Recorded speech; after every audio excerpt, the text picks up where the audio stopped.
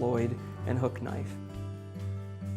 When you're using the Sloyd, the best workbench is your lap and your body, basically. There's a lot of different positions you can use it with a lot of control. The longer blades are great because you can slice as you're taking these strokes, and you can hold the Sloyd and the spoon in such a way that you get very powerful, long slicing strokes, say to carve down the handle.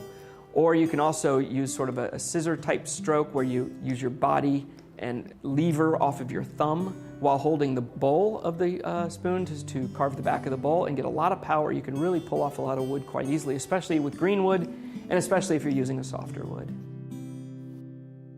The hook knife is very good, especially if the wood's soft, but the hook knife is wonderful for tuning up those surfaces.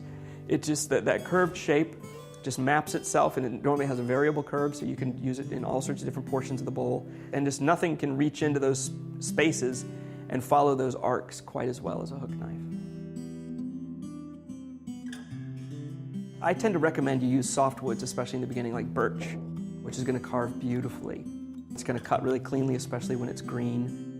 But I actually tend to use harder woods like apple wood or maple, which I find give me spoons that can be made incredibly thin. And they can become so light, thin, but it's strong at the same time. It can be very refined, and they can be incredibly durable. Those harder woods that tend to be a little more difficult to work, they take more effort, but I like the longevity of those spoons. I make all my spoons out of green wood, every last one. And so drying them is a big part of the process. Once the wood is dry, now my cuts are different than before. Before I wanted them not to tear out, but I was really going for shape over surface. And in the end, I'm mainly going for surface because the shape will already be there.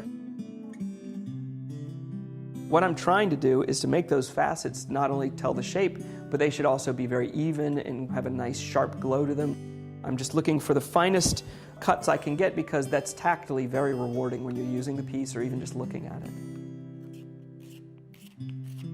A lot of spoon carving comes from when the materials are available. So if I've taken a tree down for chairs, which is generally why I would take it down, and I see a lot of nice branches at the top, you know, that used to be waste, and now it's a very exciting part of my repertoire. I can take those and make spoons out of them. I tend to do it either sitting at night. I used to sit by the fire and just carve spoons, and in summer I sit on the back porch and carve spoons. It's a very meditative thing to do. If ever you're watching somebody do it, you'll find that they could care less what you're doing.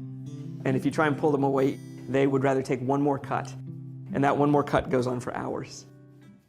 It's a very addictive way of working wood. And it's just a very engaged and immediate way of working it. And once you've made one successful spoon, there's no way to stop.